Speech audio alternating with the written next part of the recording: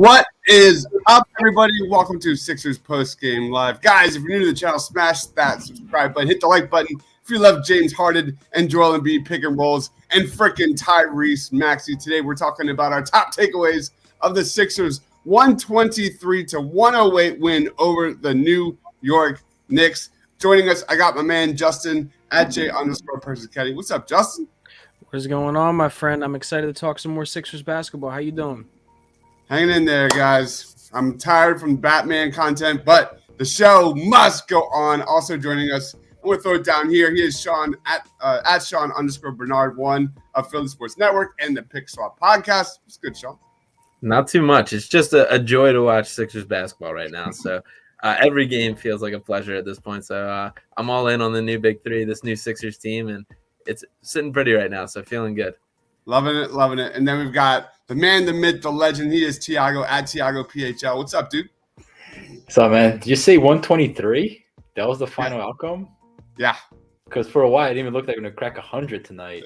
So that's a glimpse of the type of offense the Sixers have at their disposal nowadays. It's impressive to watch, man. It's another good win. In the past, you definitely would have seen Joel Embiid just get a bunch of ISOs to try to bring him back, and you saw he only had to take 15 shots tonight. So I think that says enough right there. Yep. Absolutely, absolutely. They scored 98 points in the final three quarters of this ball game. Let's start off with just reacting and talking about James Harden's Philly debut here. James Harden had 26 points, 9 rebounds, 9 assists, just missed a triple-double. It's almost the second triple-double in 3 games with the Sixers. Throw it to you, Tiago. What was your take on James Harden's Philly debut?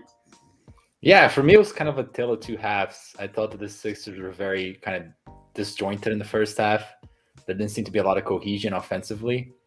But I think in the second half, starting towards the end of the second quarter, you're really starting to see how not only the Joel Embiid, James Harden pick and roll works, but to me, what really stood out in the second half is how the Sixers were also playing off that pick and roll setup, right? So you think about what it looks like defending that setup. You know, you got Joel rolling, attacks tremendous attention.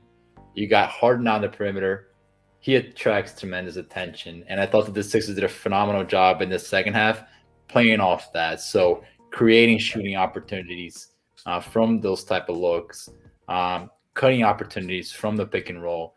So I thought that the Sixers, I'm always keeping an eye out to understand what is that dynamic works between Harden and Embiid. And obviously they look phenomenal orchestrating the half-court offense. But I thought today we saw an extra gear of, all right, how can we even create more out of that? So corner threes and looks at the rim. So I thought the second half, they looked very strong as a duo. And like, they didn't even get that much to the free throw line, right? So I don't know how many free throws they ended up with, but that to me seems to be the theme of the duo so far, is how they just get a lot of free throws. And I thought they really generated coherent offense in the second half. So it was very impressive to watch tonight. Wow. Yeah, the Sixers actually ended up with 33 free throws, more than 32 of the New York Knicks. And for at least the first half, it feels like the Knicks were getting to the line way more. What about you, Sean? What was your take on James Harden tonight? Yeah, I mean, I totally agree that it was kind of a tale of two halves. That third quarter was where things broke open. 38-19, the Sixers outscored the Knicks.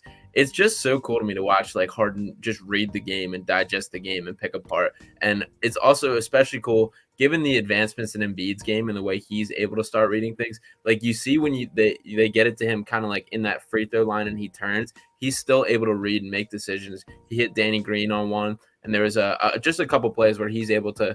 Embiid's ability as a passer totally opens things up for that. And the 1-and-1 that was, I think, the first play coming out of halftime kind of, to me, was very like symbolic of what the Harden and Embiid kind of duo is, because you saw them do the pick and roll. You saw Harden go to step back and no defenders came to him. So Harden goes to shoot. Both defenders come flying out and he just dishes to Embiid and it turned into an and one down low. So just forcing teams to have to make that decision, because both these guys deserve double coverage and you just can't for both of them. So just the ability of this offense now to force the defenses to make that decision opens things up for everything. And I'm just loving what I'm seeing. It's so fun, man. It's so fun to watch. What about you, Justin? I mean, I'll be honest. I don't think there's much more to say about James Harden besides what they already said. I think I agree. I think the biggest thing that I saw today was the Knicks came out and like you saw the first game, Minnesota defended Embiid and Harden a certain way. You saw the Knicks come out in the second game defend them the complete opposite way. They made them basically go to the free throw line a ton. And today, Harden had to dish out to others a lot more, and they capitalized. Obviously, they weren't hitting shots early, but they capitalized at the end. So you love what you're saying. Yeah. Just more important on Harden. Sorry, Chris, because I think it's important defensively, right? So the big knock on Harden is the fact that is he going to be able to defend in space? So teams are going to put him through the ringer defensively through screens. And there were a couple possessions tonight where he really fought through screens. Like you saw a dedicated Harden making contact, trying to get to the ball carrier, things that you didn't really see much of in Brooklyn.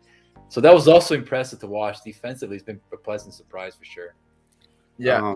I think the knocks on Harden defensively are just so tied to his effort level and how much he's locked in, and you can see that he cares right now. And I really think there's an aspect of this is James Harden wanting to be the prove wrong, the subtle like narratives about him and the negative perceptions of him as a player. So and part of this is obviously we're still in like the honeymoon phase of James Harden, and I'm sure things will come, but it does look like there's an aspect of him just wanting to like prove everybody wrong. This is his time, and this is the duo that he wants to be with. The chemistry out there looks awesome.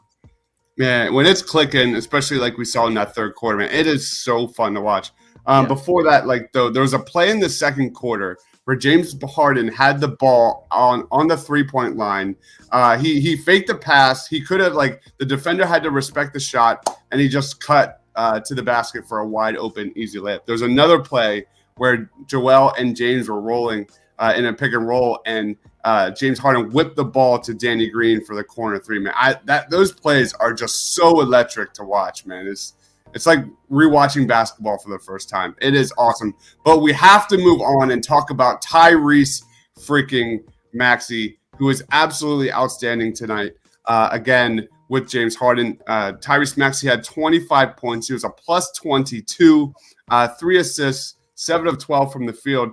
Under 3 games next to James Harden, Tyrese Maxey nearly 25 points per game, 64+% from the field, 64+% from 3, and a plus 70 in 3 games. Tyrese Maxey had one of the most ridiculous step back threes I've ever seen in my life tonight in that I think it was the third quarter. And then he hit another one that was like completely off, not a step back, but an off balance turnaround 3, man. This guy is just playing lights out. Let's start off with you, Justin. What was your take on Tyrese Maxey, and what does it mean moving forward? Tyrese Maxey, man, I'm not gonna lie. Some of the reckless abandonment he had going to the rim tonight, what I thought was huge. And I think you saw Doc Rivers last year try to get him to do this more, as well as get into the paint more and really make the big have to defend you down low, not just throwing it over them and make them foul you.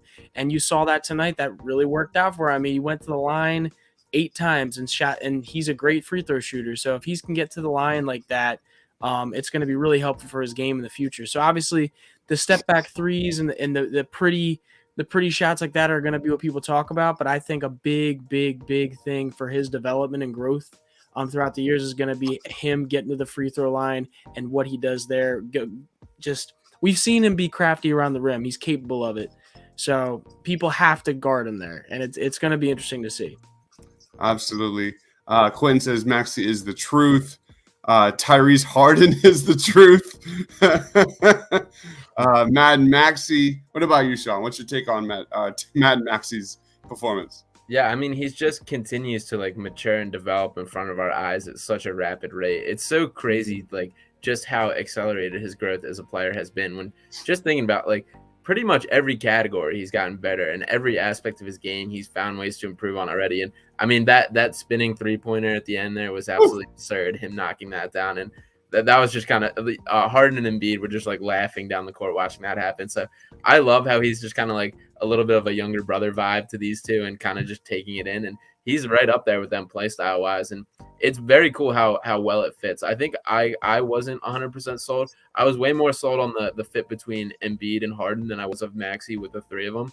but I'm wrong on that, and I'm seeing like that it all does gel together. And even I'm pretty sure he had 4 points at halftime, so it was really in that third and fourth quarter that he really got hot. And but there were still moments where like he's calling his own number a little bit. You see the confidence in him and growing, and he's just special. He's fun to watch, and I love everything about him from the play style to the personality to just like everything that comes with him. So he really does have a chance to be special. Yeah. What about you, Tiago?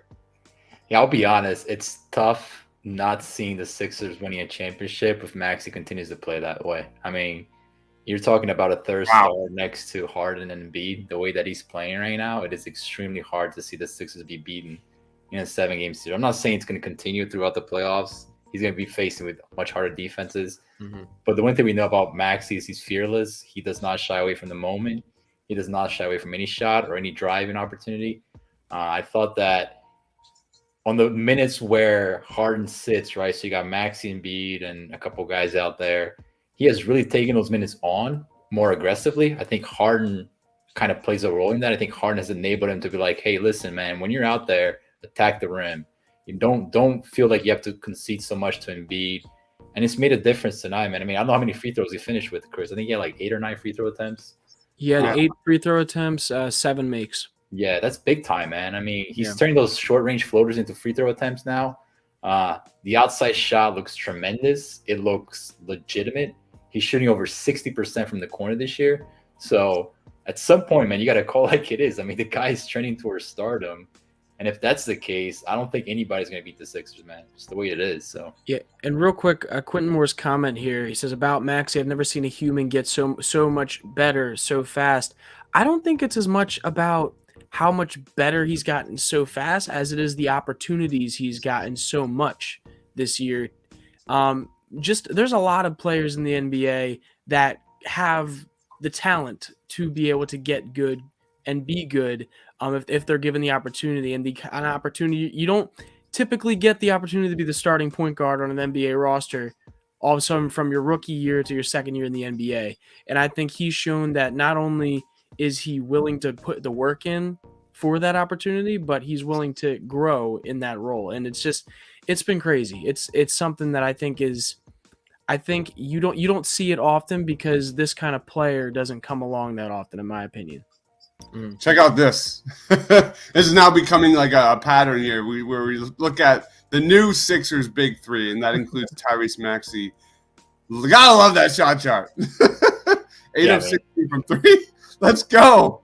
And that doesn't even count the free throw attempts. So I mean that's a load stop, man. That's impressive right there. 8 of 10 at the rim, 3 of 7 inside, like 10 feet, 15 feet, 3 of 7 from mid range, 8 of 16 from 3-point range. Like at least 2 of 3 games, like the Sixers big three has been outstanding here. All 3 with 20 plus points here. Let's go on to Joel Embiid. Joel Embiid had tonight 27 points, 22 plus minus, 11 of 13 from the line. Yeah, I'll throw it to you, Tiago. Like, what was your take on Joel Embiid tonight? Yeah, sluggish early on. I thought first half wasn't good. I thought they really targeted him in the pick and roll. Sixers are playing a lot of drop coverage. I think even JJ Redick called that out on multiple occasions throughout the telecast. Like, hey, wait, you're telling me you weren't listening to Kate Scott and Ollie? You were listening to JJ Redick? Gotta give my guy JJ a shout out, man. It was pretty good. I'm not gonna lie. I kind of enjoyed it. No, me too. He had a lot of good breakdowns in the game. He did, and he called out like, "Hey, man, you guys might want to change up this pick and roll defense here for a little bit." But second half, I mean, we got to see what makes Joel special. I think, when you get a down, call it a down Joel game, right? That's what the standard is now. Yeah. You still win by God knows how many points. That bodes well. I think I really want to see Joel here coming up against Cleveland and Miami. I think, especially against Miami, I think it's going to be one of those games that I think Joel's going to circle his calendar as a dominant performance. So I'm excited to see that. But overall, not really much to call out on Joel. I thought that he played a pretty standard game. Especially after you have people in national media saying how Jimmy Butler and Bam Adebayo is a better duo.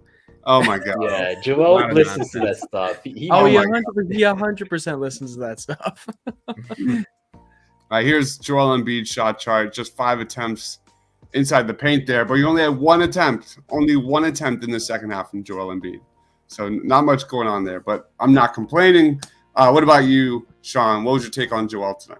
Yeah, I agree. He wasn't great early on, and this was a down Joel game for sure, but still very productive. And I would like to give a shout out to the defense. I mean, he came across, had one monster block. I think he ended with two on the game. Yeah, he had two. He blocked two balls, both by the same guy, Alec Burks. Okay, gotcha. But I thought the defensive intensity ratcheted up in the second half, which I think helped turn the tides for the Sixers as a whole. So that's a big shout out to him for kind of being the motor in that respect, and I think that helped the Sixers a ton as a whole. I mean, some of this is a work in progress with getting fit, but I mean, I can't really complain with too much that I said. If that's a bad Joel Embiid game, I'm still living with that every single day of the week. Chris, can I just make a point, and maybe Justin can speak to that? Because I think the bigger story is like, who the hell is playing behind Joel Embiid? And that's a problem. And maybe Justin can speak to that because that's concerning. That has been very concerning through 3 games. I'm done with Paul Millsap, and it's only been 3 games. And what was the point of signing Willie Cauley-Stein? Like, why not just try? Like, can we at least try, see what this guy looks like? But he got his 1 minute to burn at the end. Doc has those like beer goggles with Paul Millsap. Like he looks at Paul Millsap and he's like this strapping young 25-year-old, like James Bond features. Like, what are we doing? Yeah. Justin, what was your take on Joel? Yeah, I think you guys said pretty much all you could about Joel. I do want to speak to the point of the backup center situation because it is interesting. Early on, and I messaged me and Sean were talking about this on Twitter a little bit. I had thought early on they put in my goodness, names escape me also, Paul Millsap because Taj Gibson was on the court. I thought maybe because Taj likes to flex out behind the 3-point line a lot of times, maybe that's why.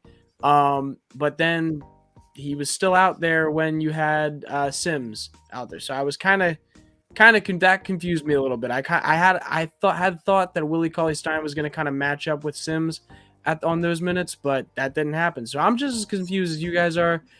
Maybe Charles Bassey is down with the Bluecoats right now. So, but Paul Reed's there. But maybe Doc sees Paul Reed as not too much of a upgrade over what Paul Millsap can give you at this moment, which doesn't necessarily shock me. But I don't know. The Will Cauley-Stein thing does definitely confuse me a bit.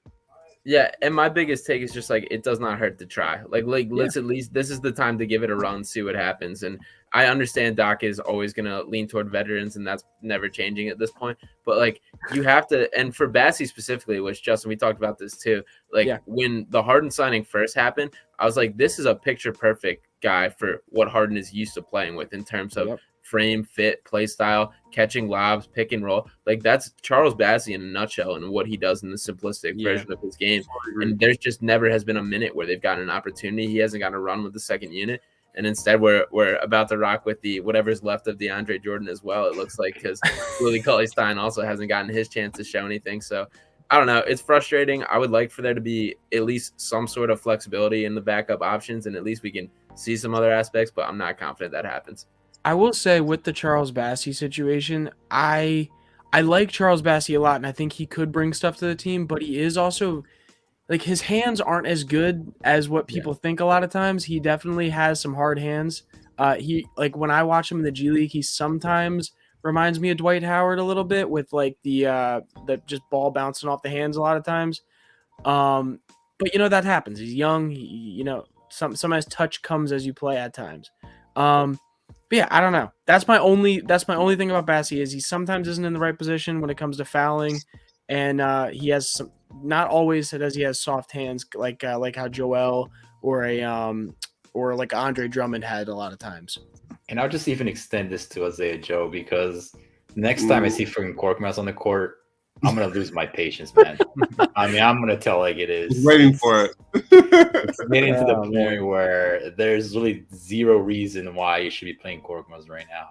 I do like that they put Shake Milton in over Korkmaz for most of the second half. They look pretty good too. Yeah, he did, but even still, Joe should translate to a better spotted shooter than Shake, and that's what you want, man. I mean, they generate a ton of corner threes with Harden on the court. Yeah, Joe's the ideal threat for that. It's mind-boggling why something like this would take place with Korkmaz, and I have no more explanations for it, man. See, here's my challenge to you on that, Tiago. And just me, I guess this is me trying to get into Doc Rivers' head and trying to think of why he would put Furkan on the court. And my only thought process can go to possible size and like maybe defense when it comes to that kind of stuff. I mean, mind you, it's not like Isaiah Joe has gotten enough chance to really show he's a terrible defender or anything like that. But when it comes to like the kind of players that the Knicks have on their team, when it like this, the amount of like athletic sort of wings they have and the length that they have on the court, my kind of thought process was maybe it's because Furkan is that 6'7" longer body type thing. I that's the only thought process I can point to of possibilities. I get that, but like, do you remember that Sacramento game this year where Halliburton was going off? Yeah. He made the defensive adjustments with Isaiah Joe and Halliburton. Yeah. And Joe like handled him pretty well. Like it was a good defensive strategy for Joe. So I don't buy the argument that, he doesn't want to play Joe defensively because he's already shown his cards that on that aspect of it. And Joe like handled it pretty well. So I don't know, man. It's what Sean is saying. Like he does not play young guys, period. Yeah. And regardless if they play or not. It's And that's why I'm saying matchup based in my head a little bit more, because Doc has shown to be a very matchup based like coach, and like you can see it when he plays Matisse Thybulle over Danny Green in the starting lineup a lot of times. So it's like that's my only thought process with that. But I understand what you're saying. Sean, what were you gonna say? I was about to say, back to what we kind of just talked about with Maxey, is if there wasn't the whole Ben Simmons issue this year, there's a decent chance like Maxey's sitting on this bench and we're banging the table. Why isn't this kid playing right now? I can't. Absolutely crazy if we think about that's the alternate universe we're living in. But I still feel a similar way about Isaiah Joe, and I've liked what I've seen defensively. I think back to that Miami game last year when it was like the shell of the Sixers in the big COVID game, but I remember him just like playing legitimate defense on. I'm trying to remember. I might have been Jimmy Butler. There was something that game specifically that very much impressed me defensively, and he went out and did his job. And I mean, I don't know. It doesn't make any sense to me, and it's not something I expect to change from Doc, but I guess we got to deal with it. All right, Furkan Korkmaz, last 3 games, nearly 35 minutes, 1 of 5 from 3-point range, 5 points, minus 17. Love it. I mean, play him 20 more minutes a game, Doc. Yeah. It's not like a recent run. It's been like this for 3 months now. You gotta stop. Yeah. All right, let's roll on. Does anybody else have any final thoughts before we get into player of the game? Go into player of the game. Justin, lead us off. Oh, I'm leading you off. I didn't expect this. Okay. Player of the game. I'm going to take the easy one off the top. I'm going to take Tyrese Maxey. Man just had a big night. Bunch of threes like we were talking about. Lots of driving to the rim. Lots of free throws, and you love to see it. Just taking the opportunities when they're there. And we've talked about it for the past 3 games. But the fact that he is flourishing in this lineup with James Harden in there just makes me so happy, and I'm so glad that he was not sent away in any sort of deal, whether it be for Kyle Lowry or James Harden. So pretty glad he's still here. All right. What about you, Sean? All right, I'm going to go unsung hero tonight. I'm going to give it to Georges Niang. Nice. Niang hit 2 threes, grabbed 2 rebounds, didn't do anything crazy, but he's just a guy who just does his job, competes every single possession. And from a guy that's becoming increasingly frustrated with Tobias Harris, it's so refreshing to see the change of a guy that simply does his job, catch and shoot, doesn't do too much. And he really does just add something to the Sixers team. I mean, when we think about like Mike Scott was the guy that he was really the replacement, and for how unplayable Mike Scott was stretches, like Niang provides legitimate value to this team. And I mean, I've been really thrilled. He's been more impactful than I would have expected all season. I thought he had a good game tonight. What about you, Tiago? Yeah, Mike Scott was like 5% basketball player and like 95% some cold creative whiskey drinker. It was that first season. He got that. He got first season, then he got that 10 million, or was it 5 million per year? Contract, and then it was just nothing. Mm-hmm. Yeah, and the worse he played, the bigger the cold got. It was insane. I'll give a lot of shout out in the chat tonight for a guy, Matisse Thybulle. Yes, sir. Guy hit 2 corner threes. Continues to be a very active cutter. I mean, he's got to be loving life offensively, man. He's like the last guy that defenses look at on the court, and he's getting a ton of open looks. So Defensive is more the same. I thought he did a pretty good job defending RJ on the pick and roll. Obviously, they did a lot of drop coverage, but still, I thought he handled it pretty well. So, give Thibault a shout out tonight. I thought it was very, very good. Matisse Thybulle was a plus 51 the last 3 games. Talk about a complete 180 from Furkan Korkmaz. Yeah, I'm just gonna say it. Tyrese Maxey, player of the game. I agree, Hobbs. Maxey is just playing lights out right now, man. I didn't even like this whole James Harden thing. I've said this like literally 5 times during these shows, but it's always been about Joel Harden. But Maxey's growth here, as we've seen this season, is just going up a notch with James Harden's presence, and it's just awesome. It is just awesome to watch. Let's grade the team's performance. Lead off with you, Tiago. Yeah, I mean, I'll give it a B minus. It's the Knicks. There's not much else you can say. They are a terrible, terrible basketball team, man. I don't know what they're gonna do. They better pray that Zion wants to head east, because there's not a lot of hope for that franchise. So B minus. Sean. Yeah, I'm gonna go C plus B minus. I mean, again, this is the Knicks, so we can kind of flip the switch like that and jump on them. But there's a lot of teams that just simply won't be the case. And I think overall the Sixers didn't play great tonight. Definitely a super sluggish first half. They're capable of a lot more than this, but not a terrible showing overall. What about you, Justin? Yeah, I'm going to go B minus. I liked some of the stuff that they did. Obviously, early on, and we touched on it, it was a slow start. I mean, I think they had 8 turnovers in the first half, which definitely isn't ideal. But overall, they were still only down by 7 going into the half. So I think that you can't complain too much about that. I also like to see Tobias Harris got a little bit more involved tonight and picked his shots wisely, and made more shots tonight as well. So I like to see that out of Toby, and I'm hoping to see some more growth in that as well as as this offense starts to develop more. So overall not too bad, but definitely can expect more. Real quick on Tobias Harris. Does everyone agree that he's going to be on the move this offseason? Where's everyone with that? Yeah, 100%. I think Daryl Morey probably yes, just because it's Daryl Morey. But when it comes to what his role on the team is, and the fact that he is okay with having that role, it's if he's okay with that. I also think Daryl Morey must look at him, and he's everything that he hates in basketball. He's a guy that just loves the mid-range, slow decision. I know, right? True. I think Morey has to be looking at him, itching to trade this guy. So I can't see him lasting into next year. I will say this though, I think he's trying, so I'm not going to put it completely past him. You can see him try to fit that catch and shoot slasher cutter role a little bit more. When he passes up the open 3 drives me absolutely nuts, but I will give him credit. I mean, this guy has a lot of pride. He's a very good player in the NBA, so he has to swallow a lot. But it's what's best for the team right now, man. So, and he's just not that type of player. I definitely could also see Daryl wanting to get role, not even having another start level player, but having another role, 2 role players from that contract. If you could bring in another catch and shoot guy, kind of like George Niang, right there, and then maybe bring another defender or a better backup center. I don't know.